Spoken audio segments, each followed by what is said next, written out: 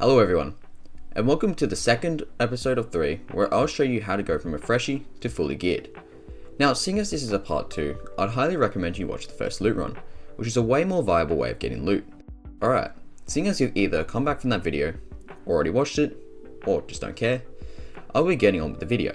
In this episode, I'll be showing you a northern route that will start from Almosta Town and will end at the Airfield. In order for this loot run to be successful, you will need to spawn in anywhere in this square here. Anyway, let's get on with the first location. First up, we have Almosta Town. Almosta Town may seem like it doesn't have a lot, which it doesn't, but there are two locations in the area that are worth mentioning. Firstly, we have this police station. The station has a couple weapon lockers and gun spawns throughout the building, the main treasure room being at the back of the station.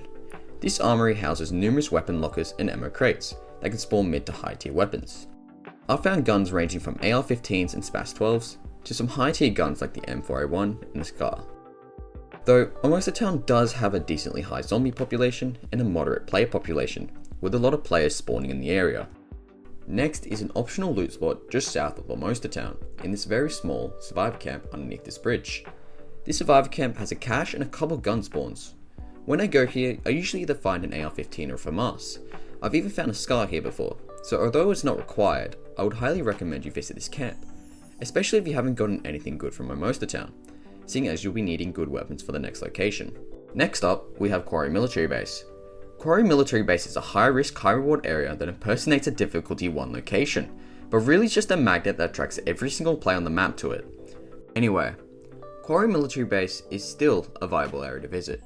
Although you run into the player or two here, the loot is just way too good to resist. You'll easily get an M4 or 2 just by looting, or even looting the dead bodies in the area. I even found a blue floppy disk just by looting a couple dead bodies, and it took me a while to realize, which I'll get back to later. Even though Quarry Military Base should be a difficulty 3 location, it is still well worth looting. Next, and close by to Quarry Military Base, we have the actual quarry itself. The quarry has the highest zombie population in a single area and attracts gear players far and wide who are seeking a full hazmat suit, or even the blue and black floppy disks. The actual quarry itself is not what we're looking for. Instead, there is a radioactive cave that houses multiple caches that can have high tier military loot. While you could possibly run in there, inhale toxic fumes, then Alt F4, seeing as the newest update made it so the location won't save and your health will reset, there will usually be a couple zombies inside the cave who will guard it and do too much damage to you before you can effectively loot it.